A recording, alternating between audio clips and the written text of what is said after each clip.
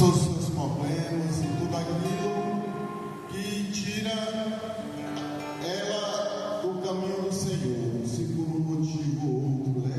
Porque às vezes a gente anda, se perturba muito, mas que nesse momento Nossa Senhora possa cobri-la com o seu manto sagrado.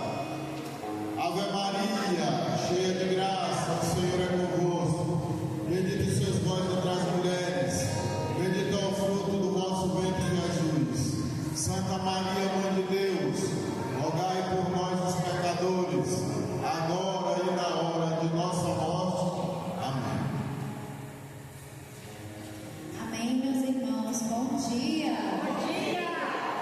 Então, é um prazer estar aqui com vocês mais uma vez. Meu nome é Luciane Ferreira, sou do grupo de oração Caminho para Jesus, do Ministério de Formação, do Ministério de Pregação. Assim que eu iniciei o Ministério de Formação, a Tiara Garcia era a coordenadora arquidiocesana e eu acho que estadual ao mesmo tempo, né, do Ministério de Promoção Humana. E aí ela disse o seguinte, né, que ela precisava de formadores na promoção humana, mas tinha poucos promotores humanos, né?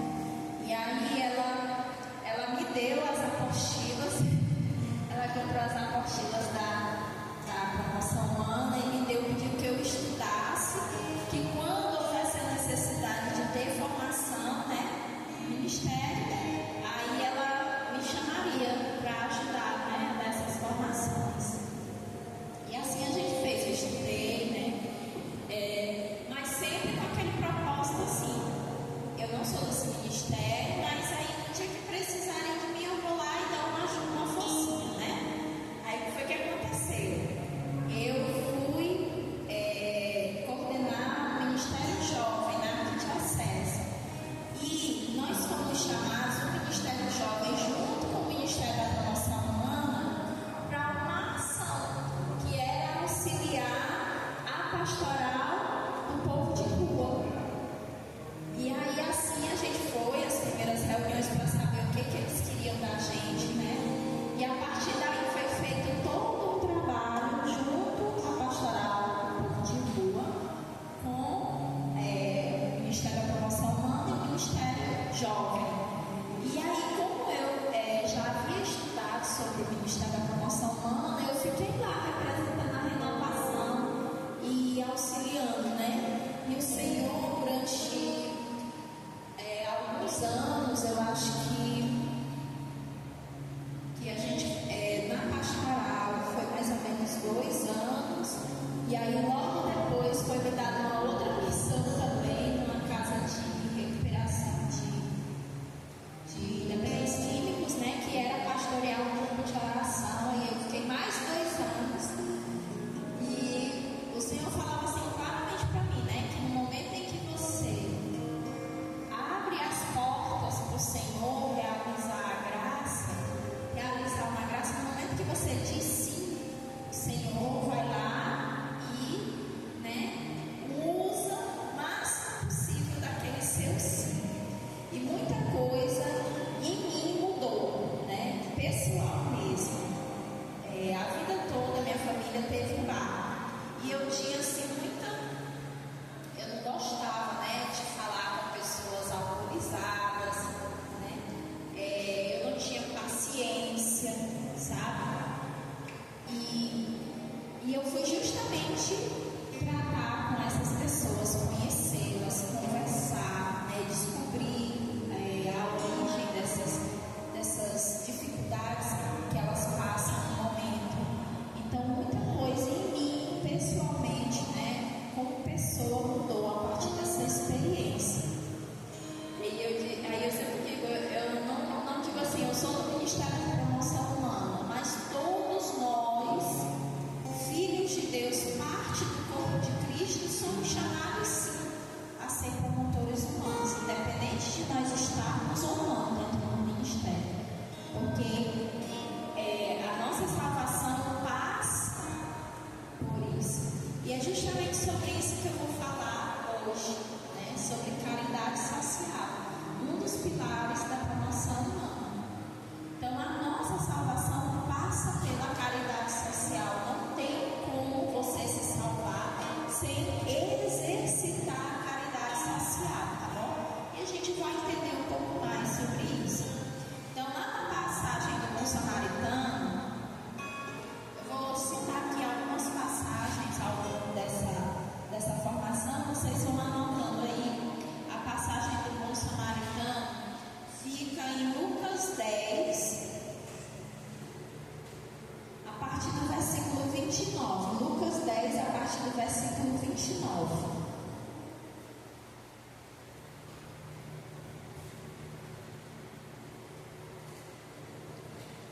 Lucas 10, a partir do versículo 29.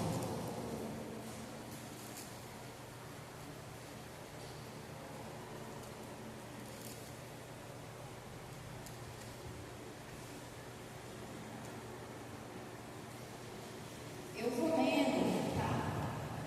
Diz assim: Ele, porém, querendo se justificar, disse a Jesus: Quem é o meu próximo? Jesus retomou: Um homem descia de Jerusalém a Jericó e caiu no meio de assaltantes, que após havê-lo despojado e espancado, foram se deixando semi-morto.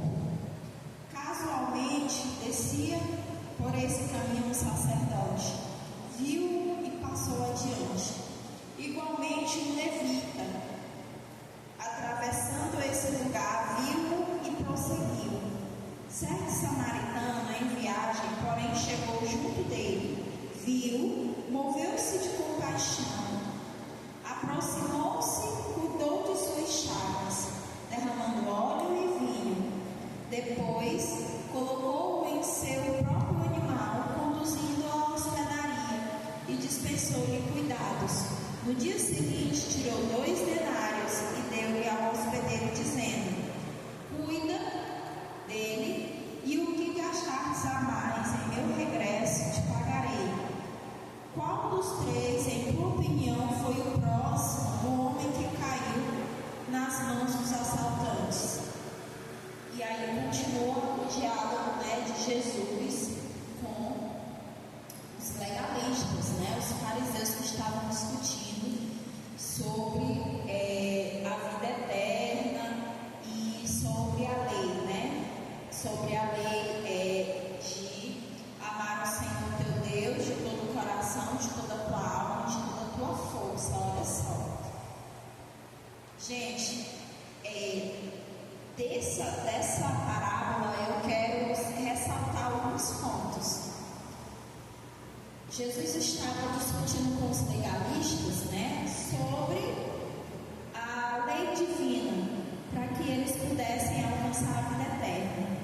E aí, Jesus respondeu, que eles precisariam amar a Deus de todo o coração, de toda a alma e de toda a força, e de todo o entendimento, e ao próximo como a si mesmo. E aí ele cita essa parábola, em que a gente percebe que a ação do samaritano, ela leva em consideração alguns pontos que é importante a gente entender, para a gente saber o conceito de caridade social.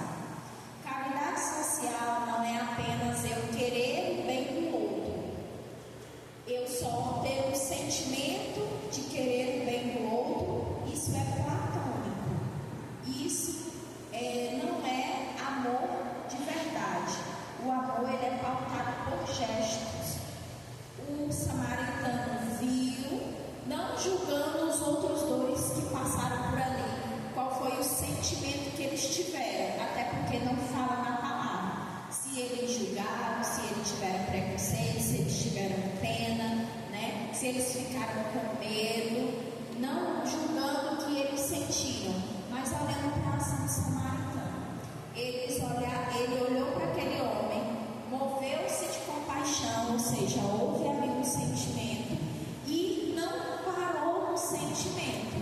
Ele foi lá, auxiliou, ele gastou aquilo que ele tinha, ele colocou o homem em cima do jumentinho dele, do animal dele, ele andou, ao invés de ele fazer o percurso em cima do animal para não se cansar, ele colocou aquela pessoa que estava ferida no animal e foi caminhando, e ele pagou as despesas da hospedaria, ou seja, ele doou o seu tempo, ele doou o seu esforço físico, e ele doou também o seu recurso, o dinheiro, o vinho, o óleo, ele doou tudo que ele tinha, ele doou para auxiliar aquela pessoa que ele nem conhecia.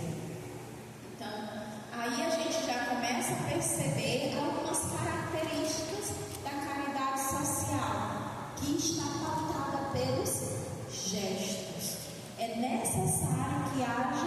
gestos. O amor de Deus, o amor a Deus, como fala nos versículos anteriores, não está dissociado, não está separado do amor próximo. Para que eu ame a Deus, eu preciso amar o próximo. Por quê? Porque o próximo é um exercício, uma antecipação do amor a Deus. E no conjunto das pessoas, eu já consigo perceber o Senhor, já consigo ver palpavelmente o Senhor. Vamos usar da lógica. Se todos nós somos corpo de Cristo, então quando eu amo as pessoas, eu estou amando parte de Deus, né? Eu estou amando o corpo de Cristo. E também, se todas as pessoas foram feitas à imagem e semelhança do Senhor, se elas nasceram da essência de Deus, ao amar as pessoas, eu também estou amando o fruto, a essência de Deus. Então não tem como eu escolher apenas uma parte do Senhor para amar. Eu amo mais Jesus, eu amo mais o Espírito Santo, eu amo mais. É como você tem marido e mulher, né? Aí o menino diz assim: eu amo só os braços da minha esposa. Isso existe? Eu amo só as pernas da minha esposa. Isso existe? Eu amo só o rosto da minha esposa. Isso não existe. Ou você ama a pessoa por completo, ou você não ama, né? Você aceita os defeitos, suporta os defeitos e admira as qualidades, e você ama a pessoa por completo. Você não pode amar só um pedaço da pessoa, porque você não convive só com um pedaço dela, você convive com o todo dela. Da mesma forma é com o Senhor. A gente não pode amar só parte de Deus. Eu quero amar só aquela parte que me consola, aquela parte que me alegra, aquela parte que me deixa em êxtase. Não, eu preciso amar a Deus como um todo, e isso passa por amar também os filhos de Deus. Então esse amor, ele não é apenas um sentimento. Quando eu apenas sinto, coitadinho, o bichinho, né? Isso é pena, não é misericórdia. A misericórdia requer tocar, né? Se debruçar sobre o outro. E o amor cristão, ele é justamente esse sentimento pautado, recheado de gestos. E aqui, né, é importante a gente ressaltar que é justamente por esse motivo que o Senhor nos deu um corpo. Vocês sabiam? O motivo pelo qual você recebeu um corpo é para que você possa exercitar esse amor, realizar de fato o amor. Enquanto o amor está na casa dos pensamentos, eu gostaria que aquela pessoa fosse feliz. Isso vai influenciar a felicidade dessa pessoa? Não. Vai contribuir para que ela seja realmente feliz? Não. Mas se eu agir em função disso, aí sim a realidade pode ser mudada. Então nós recebemos um corpo para que a gente possa expressar a nossa vontade. Se eu tiver com vontade de comer e tiver só no meu pensamento, ninguém vai saber aqui, né? Ninguém vai saber. Agora, se eu disser, se eu falar, ou se eu for lá na mesa pegar algo para comer, aí sim todos vão entender, todos vão perceber aquilo que eu estava apenas pensando. E também isso vai mudar de fato a minha realidade. Apenas pensar não muda a realidade. O que muda a realidade fora de nós, aquilo que está fora de nós, é de fato a ação. E é por isso que nós recebemos o corpo. Então, caridade, o amor, requer uma doação daquilo que nós temos, uma doação do nosso próprio corpo, do nosso esforço. Esse início que eu estou explicando aqui é importante a gente entender para que lá no final a gente consiga diferenciar, né, o que é de fato caridade, a gente consiga olhar criticamente o que é de fato caridade. Eu não vou dizer aqui para vocês, a ação A é caridade, a ação B não é caridade. Não. Quando vocês entenderem o que é de fato caridade, vocês vão conseguir perceber nas próprias ações aqueles gestos que são baseados no amor e vão conseguir perceber quais são os gestos que são baseados nas nossas vaidades, no nosso egoísmo, quais são os gestos que são baseados, quando eu falo egoísmo, é de eu me sentir bem. Eu vi ali uma situação, né? E aí eu fico incomodada com isso. Aí para eu me sentir bem, eu vou lá, né? E faço alguma ação para beneficiar aquela pessoa. Mas foi só para que eu me sentisse bem, para que eu me sentisse justificada, ou para que os outros lá fora olhassem e dissessem assim: olha como aquela pessoa é boa, né? Da igreja. Fulano é da igreja, né? Então, entender o que é caridade, em primeiro momento, é muito importante para que no nosso dia a dia nós mesmos possamos criticamente filtrar as nossas ações, filtrar aquilo que nós estamos fazendo, né, de bom e aquilo que não está colaborando para a nossa salvação, tá bom?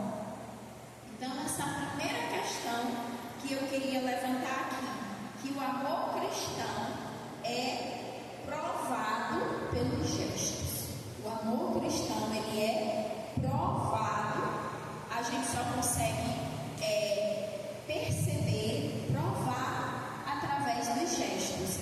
Mas gestos que sejam frutos do amor. Como eu falei, nós somos capazes de realizar vários gestos bons, mas que não são frutos do amor. Podem ser frutos do nosso egoísmo, podem ser frutos da nossa vaidade, pode ser frutos da conveniência, né? Da necessidade de alcançar outras coisas. Essa época de campanha política, então, quanto santo bonzinho, né? Tem por aí, querendo ajudar todo mundo. Será que toda essa benevolência que surge nesses 2 meses de campanha política, isso é fruto do amor ao próximo ou é fruto da necessidade deles de garantir um benefício próprio? São dois, né? Então, as pessoas são sim capazes de fazer gestos bondosos, mas nem sempre esses gestos nascem da caridade. E é isso que nós devemos estar atentos, tá bom? Que os gestos que valem a pena aqui, que contribuem para a caridade social e que são essa prova de amor, são aqueles que nascem, que são frutos da caridade.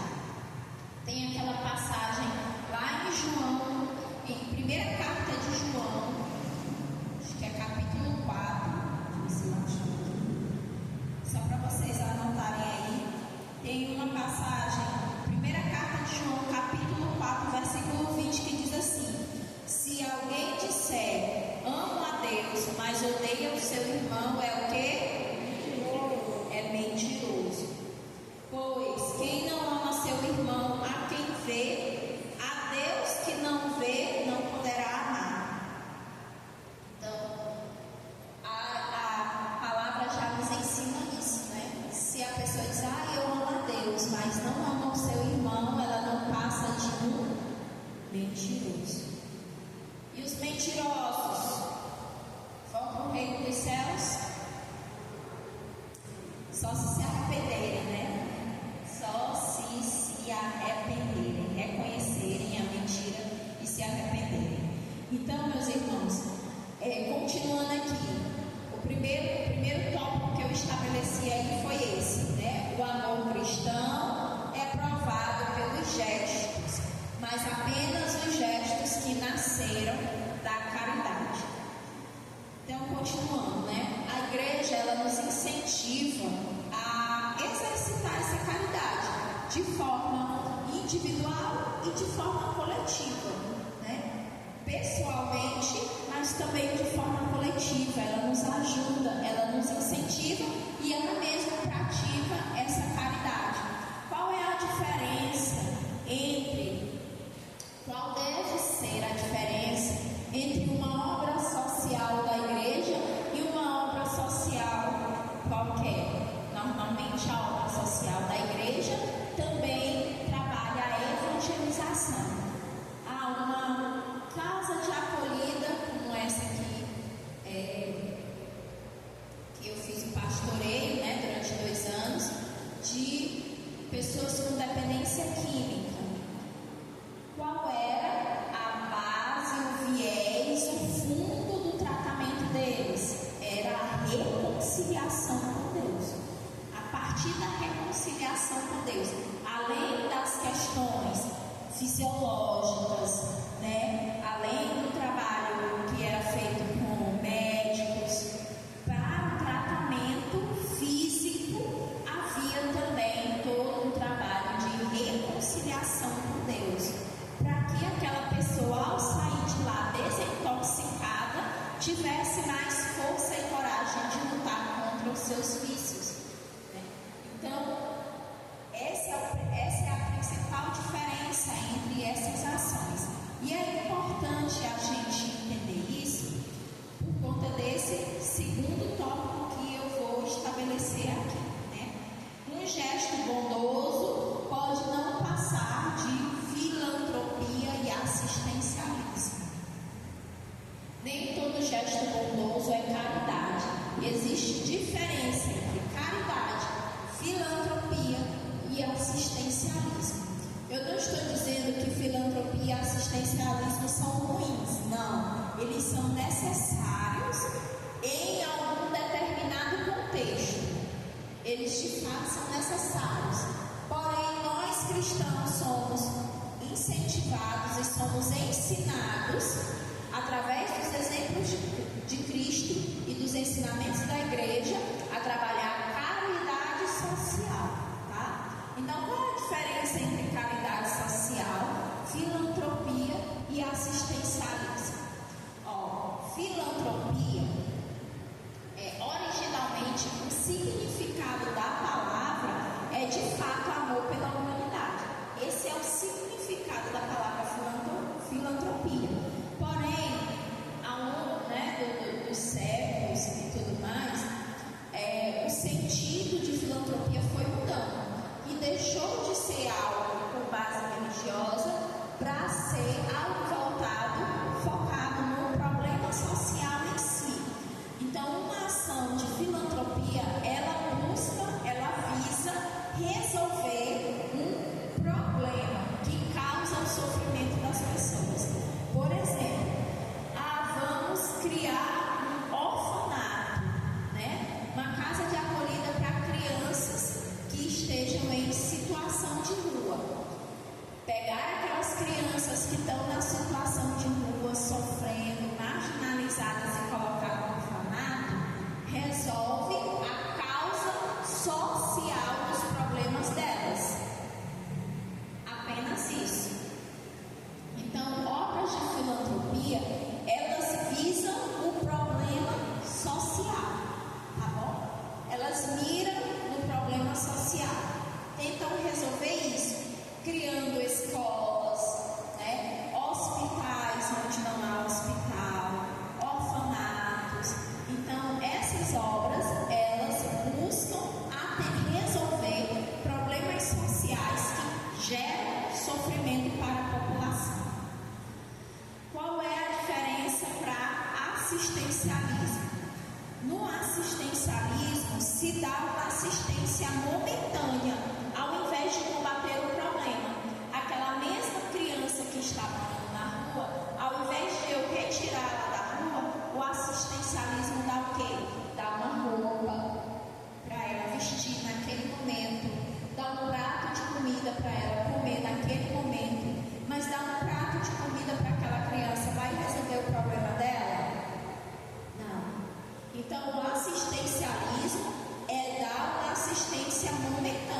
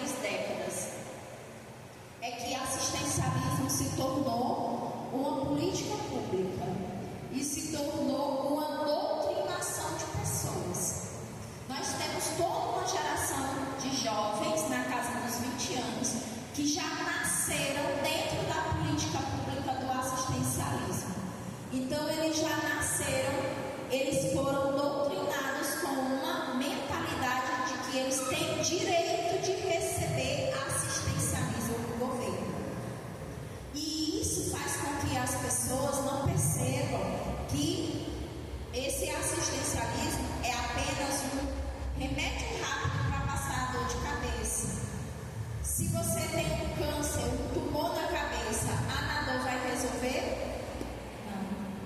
Você precisa tratar a doença. O Anadol vai aliviar o sintoma rápido. Porém, essas pessoas estão há 20 anos tomando Anadol, sem resolver o problema. E isso, na verdade, criou uma série de outros problemas. Eu trabalho numa instituição que é privada, não é pública, é ligada à Federação da Agricultura, né? A Federação da Agricultura é o conjunto de sindicatos de produtores rurais, não é de trabalhadores rurais. Mas às vezes eu preciso supervisionar eventos do sindicato de trabalhadores e eles também estão falando o mesmo discurso que a gente. Parece assim uma coisa chocante, mas eles também estão sentindo a mesma dificuldade que nós. Sabe qual é a dificuldade que eles estão sentindo? De que as pessoas se acostumaram tanto a receber que elas não querem mais trabalhar. Muitas propriedades no sul do estado, a maioria dos nossos sindicatos, os maiores são no sul do estado, e eles reclamam que não conseguem mão de obra. Não porque não tem a gente desempregado, tem muito jovem desempregado, usando droga na cidade, mas não quer trabalhar. Para vocês terem uma noção da situação, a gente abriu uma turma de jovem aprendiz dentro de uma fazenda, eram 25 vagas. O salário do jovem aprendiz é R$ 1.800. Na abertura do treinamento eles ganharam notebook, smartwatch, né? Lá eles têm alojamento com alimentação, lavanderia, quarto suíte, tudo para estudar 4 horas e trabalhar 4 horas. Depois de 2 meses foi preciso dispensar 10 pessoas, porque não chegavam no horário, morando dentro da fazenda, chegavam no horário, não se interessavam pelas atividades, ficavam no celular, sendo que é para trabalhar com máquinas que valem milhões de reais. Para você entrar, para você bater o ponto, você tem que fazer o bafômetro. E aí, eles vão ter a oportunidade de quê na cidade deles, se não for trabalhar nisso? De quê? E muitas empresas deixam de investir porque não tem quem trabalhe para elas. Muita gente deixa de trabalhar de carteira assinada para não perder o Bolsa Família. Então, foi décadas e décadas de assistencialismo que se tornou uma doutrina e que corrompeu toda uma geração, né? Então, a gente precisa diferenciar bem, ter uma visão muito crítica, né? Entender bem o que é cada uma dessas coisas e saber o papel de cada uma. Assistencialismo é necessário, mas para ações pontuais e rápidas. Depois do assistencialismo, também é necessário filantropia, mas nós somos chamados a trabalhar um patamar maior, que é a caridade social. Então, a verdadeira caridade social, ela só é possível com o auxílio do Espírito Santo. E aí eu vou pegar aqui no Catecismo da Igreja Católica, anotem aí, parágrafo 1889, parágrafo 1889, que diz o seguinte: sem o auxílio da graça, os homens seriam incapazes de discernir a senda frequentemente estreita entre a covardia de ceder ao mal e à violência, que na ilusão de estar combatendo ainda o agrava mais. O que a igreja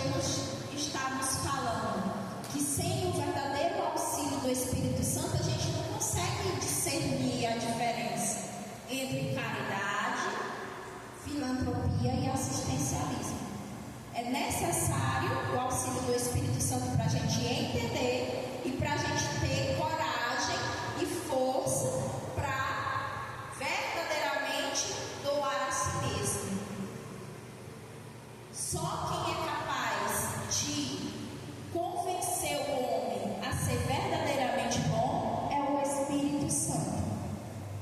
Nenhuma lei humana é capaz de tornar o homem bom. Está lá na lei que todos têm direito à saúde, à educação, né? Moradia, dignidades básicas, né? Está lá na lei. Essa lei consegue convencer todas as pessoas disso, obrigar todas as pessoas a trabalharem para isso? Não. A lei humana não é capaz disso. Doutrinação humana também não é capaz de convencer o homem a ser bom. Só quem tem a capacidade de nos auxiliar no reto discernimento é quem? É o Espírito Santo. E aí continua dizendo assim: é o caminho da caridade, quer dizer, do amor de Deus ao próximo. A caridade representa o maior mandamento social, respeita o outro e seus direitos, exige a prática da justiça, e só ela nos torna capazes de praticá-la. Inspira uma vida à autodoação. Somente o Espírito Santo consegue inspirar uma vida, Madre Teresa de Calcutá, à autodoação. Quem procurar ganhar sua vida, vai perdê-la. E quem perdê-la, vai conservá-la. Está lá em Lucas 17, 33, né? Eu também queria ler aqui para vocês duas falas do Papa Francisco sobre a caridade social.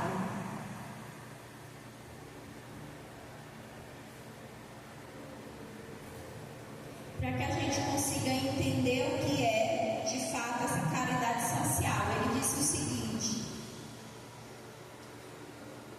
a caridade alegra-se ao ver o outro crescer, e de igual modo sofre quando o encontra na angústia, sozinho, doente, sem abrigo, desprezado, necessitado.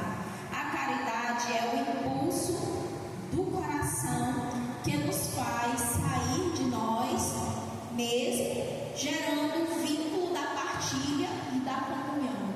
Então a caridade, ela não só busca se alegrar, mas ela também divide com o Senhor as suas inquietações.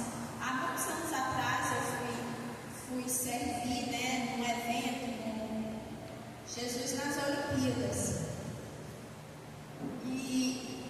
E uma das homilias, o padre falou uma coisa que me tocou muito até hoje. Eu repito muito essa fala dele, né? Que ele disse o seguinte: que o Senhor, imagina, né, um auditório lotado, cheio de jovens do Brasil inteiro que vieram naquela alegria, naquela empolgação, naquela folia. Aí ele disse assim: olha, Deus não precisa de gente empolgada, não. Deus não precisa de gente empolgada. O Senhor precisa de corações que estejam dispostos a compartilhar as angústias do coração dele. Que é isso? Quando imagina a angústia do coração de Deus ao ver a miséria do nosso povo. Não só a miséria social, mas a miséria cultural, a falta de dignidade, né? Imagina a angústia do coração de Deus. Então, ele dizia para nós que ele precisava de pessoas que estivessem dispostas a aliviar essa angústia do coração de Deus. E é justamente isso que o Papa Francisco fala, né? Fala que a caridade alegra-se em ver o outro crescer, mas também se entristece quando vê o outro triste, doente, sozinho. Aí ele falou aqui também nesse mesmo artigo, ele diz o seguinte: a caridade é dom que dá sentido à nossa vida. A graça ao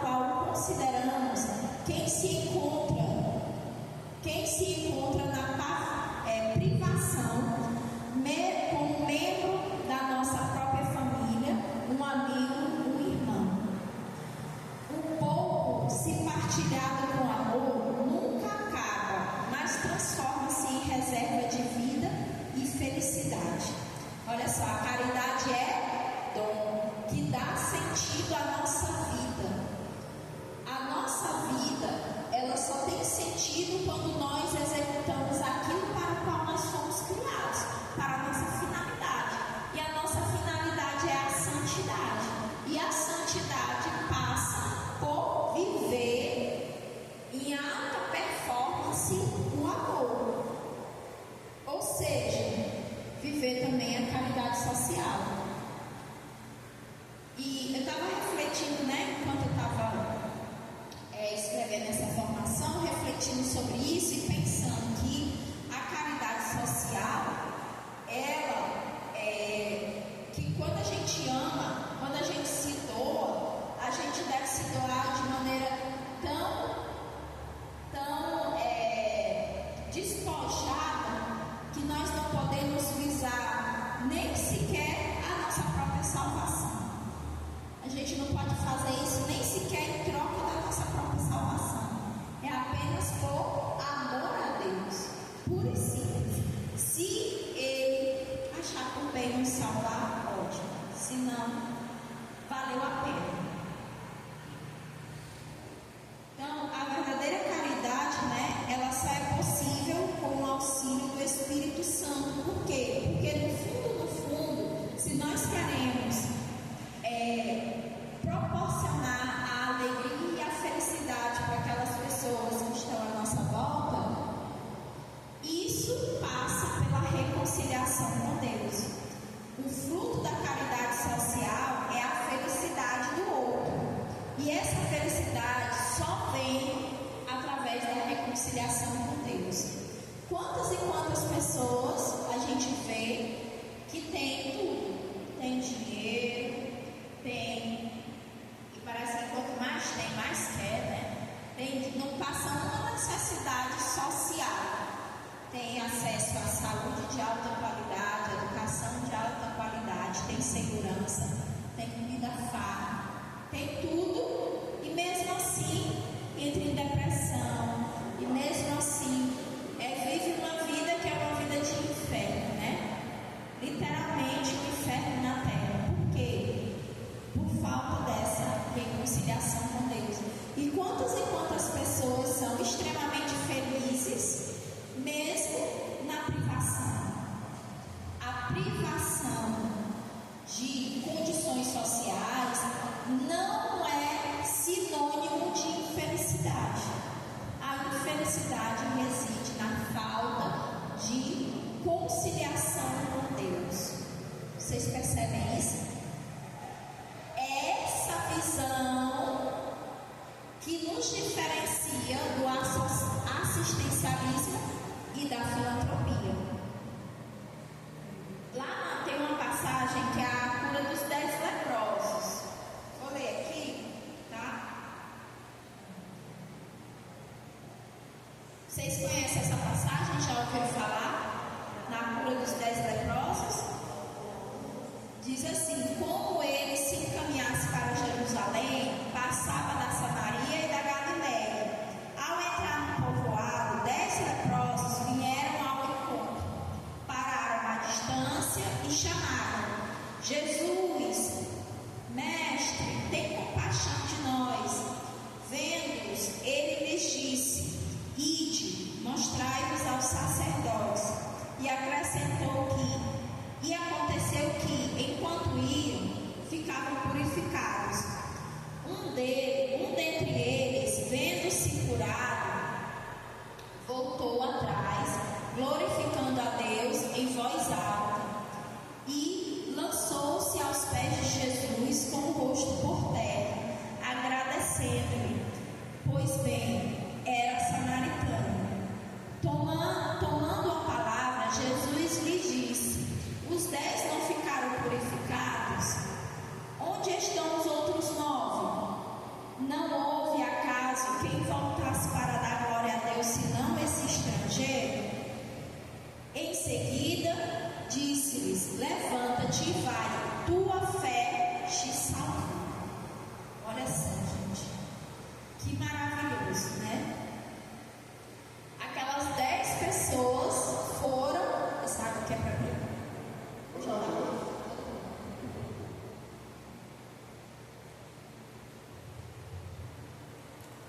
aquelas 10 pessoas estavam necessitadas e receberam a cura.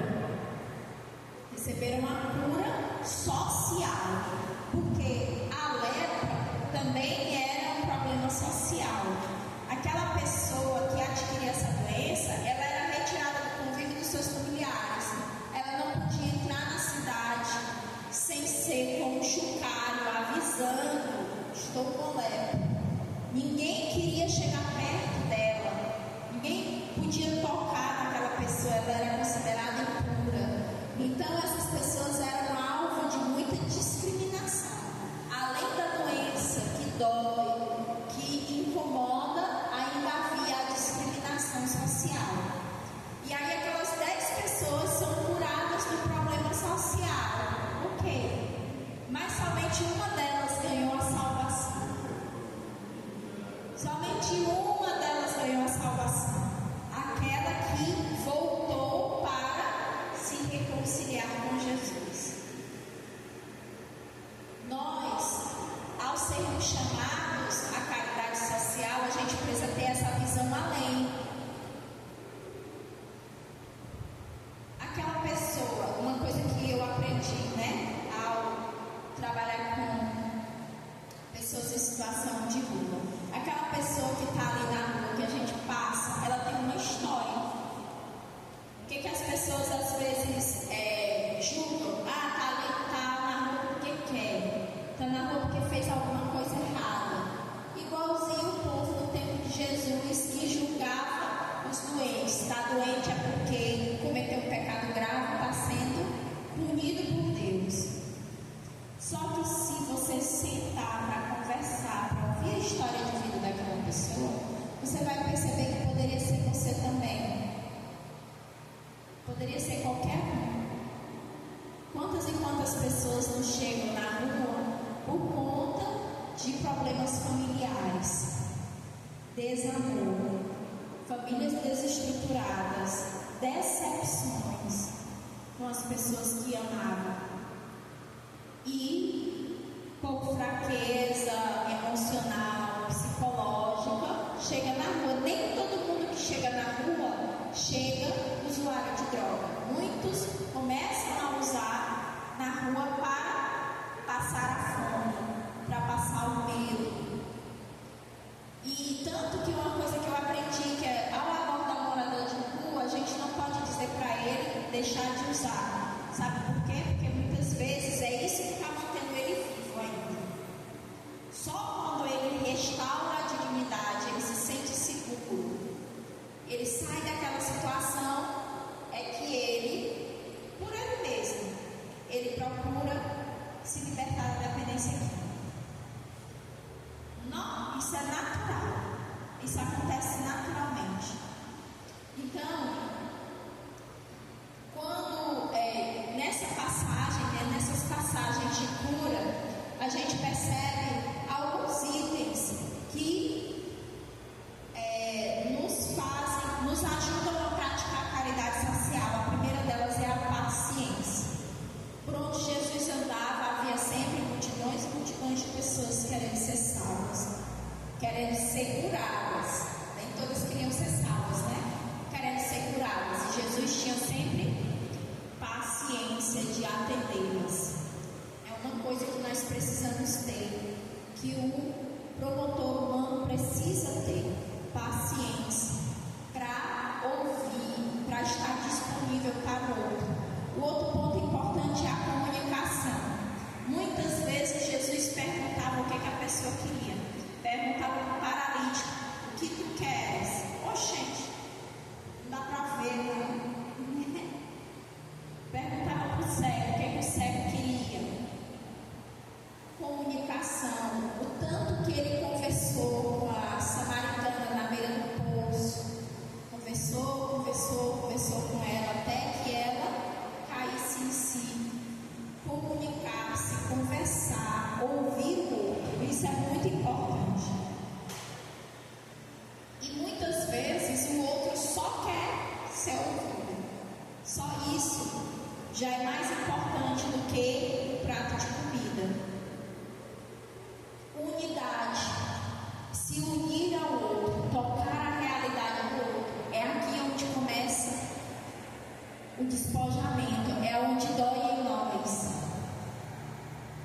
você abrir mãos, despojar dos seus egoísmos, dos seus preconceitos, para que você possa tocar a realidade do outro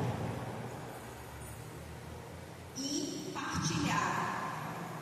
Nesse momento também entra aqui o respeito ao tempo do outro, às decisões do outro. Quantas vezes a gente quer obrigar a pessoa a tomar uma determinada escolha, mas é a vida dela, mesmo que seja bom para ela, nós precisamos esperar.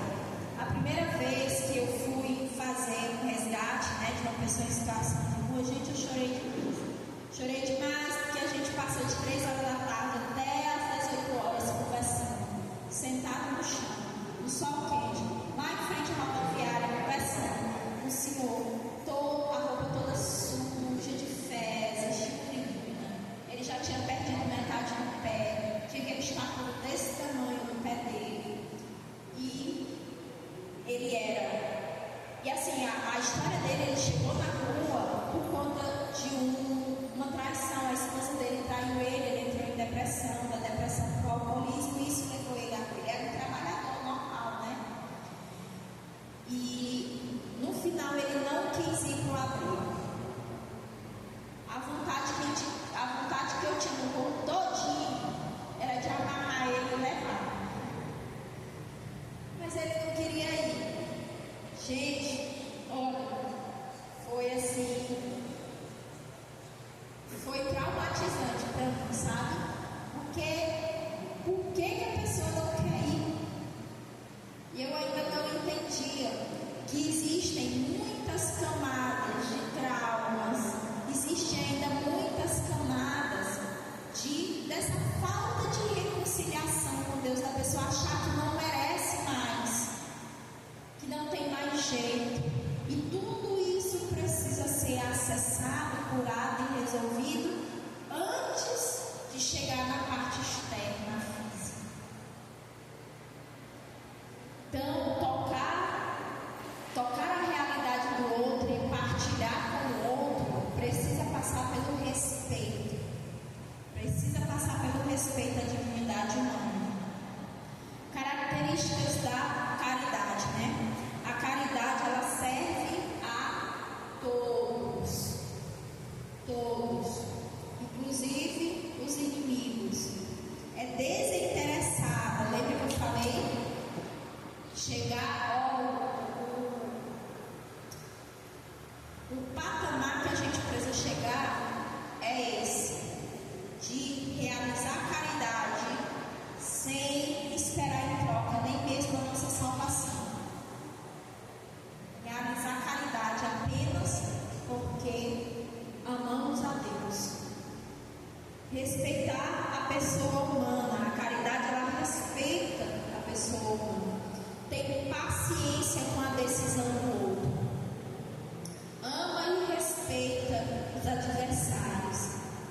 Ela precisa ser exercida no nosso cotidiano. Nós não podemos esperar grandes ações para viver a caridade. Ela precisa pautar o nosso dia a dia. Se a gente começar exercitando nas pequenas coisas, aí sim nós poderemos ser capazes de realizar grandes gestos. E não é meramente uma obra social. A caridade, ela pode gerar sim um processo de transformação social. Quanto mais pessoas tiverem o despojamento de realizar caridade social, mais fácil vai ser a transformação, ou mais ampla vai ser a transformação social de um local, tá bom? A igreja, e aí eu deixei aqui por último para falar aqui rapidamente, são 5 minutos, Eu deixei aqui no final para me falar rapidamente sobre uma parte histórica da igreja que é importante a gente também entender para a gente se situar. A primeira vez que a igreja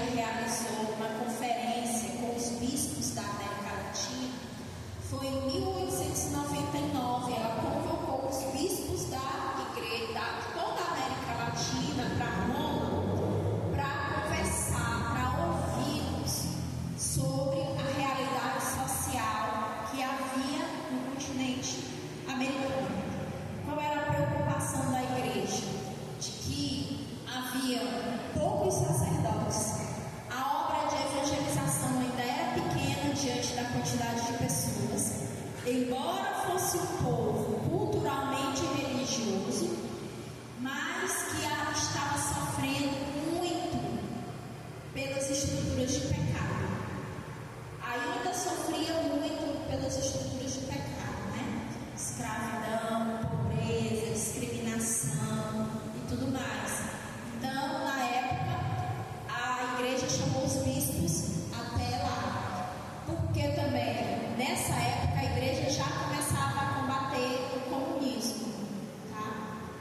Desde o Papa anterior, já começou-se a debater e combater dentro da igreja o comunismo. E preocupada com o alastramento dessas ideologias modernas, a igreja convocou os bispos para Roma. Pois bem, depois de toda essa escuta e reflexão dentro da igreja, o próximo encontro do episcopado foi em 1955. É claro que atrasou muito tempo porque teve duas guerras, né? Teve a Primeira Guerra Mundial e teve a Segunda Guerra Mundial. Não tinha como ter esse novo encontro. Vejam só, 1955. A igreja já está visivelmente preocupada com a propagação dessas ideologias que combatem os princípios da dignidade humana. Feminismo, e também, e principalmente o comunismo, né, que tem como alvo principal a igreja e a família, destruir a igreja e a família. E aí, dentro desse mundo moderno, onde nas casas já existe o rádio, a TV, a circulação de informação e de ideias já é muito rápida, a igreja também precisa circular o evangelismo muito rápido. Como que nós vamos fazer isso? Isso também foi o motivador do Concílio Vaticano II. A igreja convoca o concílio, né, do episcopado latino-americano, para que eles possam se reunir e discutir a situação social da América Latina e como a igreja pode evangelizar nesse espaço, né? E muitas dessas discussões são levadas para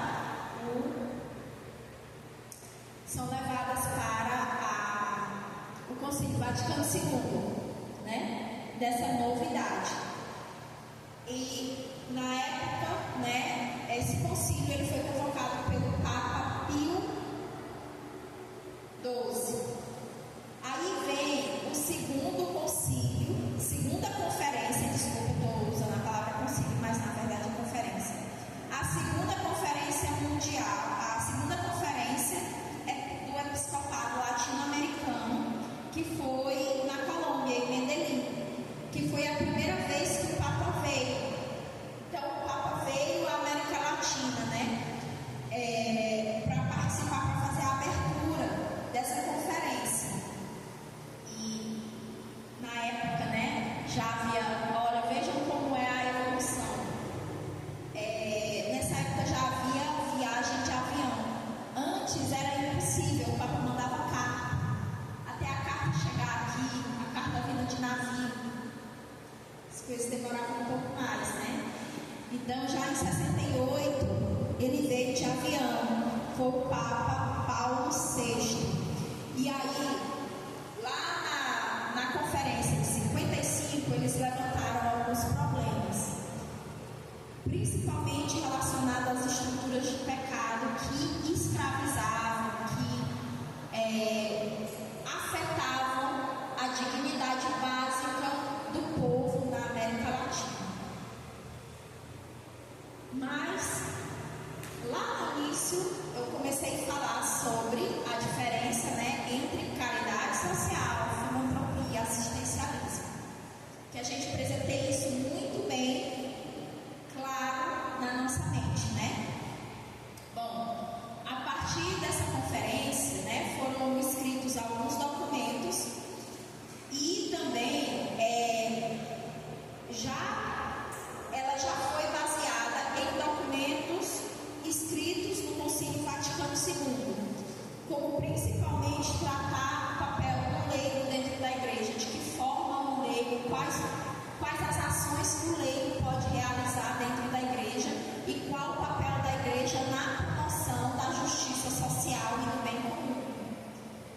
problema é que, a partir desse momento, começou-se a haver algumas interpretações erradas sobre o documento fruto da segunda conferência episcopal de Medellín.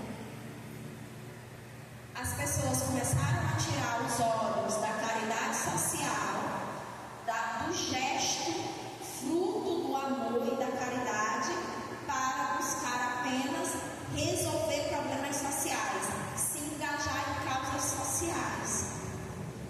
E esse distanciamento entre a busca pela reconciliação com Cristo e a justiça social, entre aspas, fez com que nascesse dentro da igreja uma heresia chamada Teogotea, Teologia da Libertação, e que influenciou diversos movimentos que foram criados com uma ideia, com um propósito, mas que foram distorcidos ao longo do tempo. E aí chega lá na terceira conferência, que foi o EBLA, em 79, e São João Paulo II, já no documento final, ele já diz o seguinte, que muitas ações são boas, mas já apontando as incorretas interpretações, por vezes feitas, necessitando um rigoroso discernimento com base no documento Evangelho Nuntiantes. E aí já tem o documento da Igreja do Evangelho Nuntiantes. Ele descreve qual é de fato o papel do leigo dentro da igreja, o papel do clero, o papel do leigo, O clero, ele deve se dedicar à salvação das almas, não a causas políticas. E aí, esse documento, ele já vai começar a apontar essas irregularidades, E por que eu deixei para falar isso aqui no final? Para que nós também não caiamos no erro de misturar as coisas. Nós somos convidados a praticar a caridade social. A caridade social, ela busca a felicidade, o bem-estar e a dignidade do homem, que parte primeiramente da reconciliação com Deus e também da restauração da dignidade. Filantropia e assistencialismo existem, são importantes, mas dentro de um determinado contexto. Eles não são suficientes. Somente a caridade consegue resgatar o homem na sua totalidade. E é a esse chamado que nós, promotores humanos, somos chamados pelo Senhor de dividir com Ele essas angústias do coração dele, de responder, de sermos os braços e as pernas do Senhor nessa terra. Amém? Vamos ficar de pé.